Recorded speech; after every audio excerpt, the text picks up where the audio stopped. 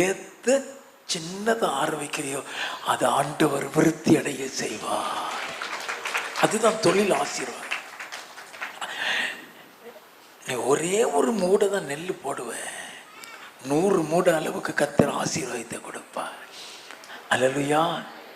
அவன் ஈசாக்கு விதைக்கிற விதையை அவர் ஆசீர்வதிக்கிறார், 100 மடங்கு பலன். வாசிப்போம். அவன் ஐஸ்வர்யவானாகி வர வர விருத்தி அடைந்து மகா பெரியவனானான். மகா பெரியவனானான்.